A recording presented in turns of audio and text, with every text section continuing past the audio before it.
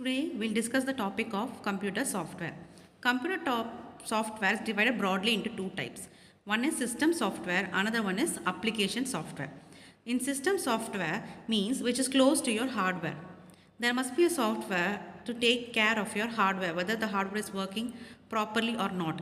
System software does that work. They are close to your hardwares. System software is further divided into three types. One is operating system, system support and system development. Your operating system sees that your whole system operates in an efficient manner and it allows the access to the user. Your user interface, your database access, your internet protocols, everything is taken care in your OS. Next comes your system support. System support is the extra support. For example, if you want to do a disk format, sort program, your security, all this are provided in your system support. Next comes system development. For example, your language translators, your debugging, all this comes under your system development. So these are your system software. Next comes your application software, which are for your applications. And application software is divided again into two types. One is general purpose and another one is application specific. In general purpose, it means that it can be used for many applications. It is not for any one application. Example, you have a software developers, database management system, your computer aided system design. These are all your example for your general softwares. Next, your application specific software, which can be used only for that particular application alone. For example, your library management system or your accounts calculation, these cannot be used for any other application. They are intended only for that application. So these all are your application specific softwares. Okay, and this figure you can see the connection between your user and hardware.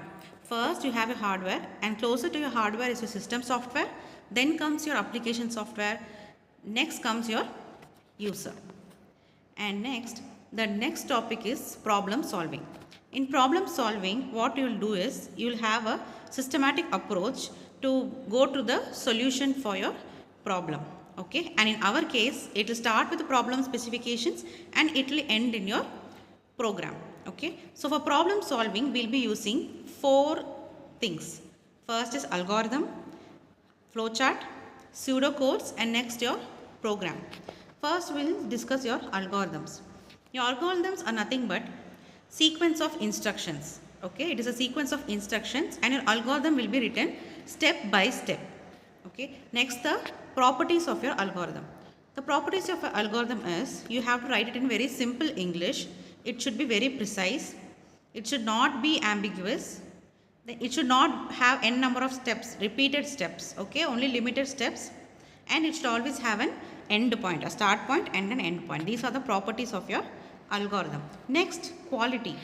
For assessing the quality of the algorithm, there are three things which you should consider. Okay, especially two are main things, that is time and memory.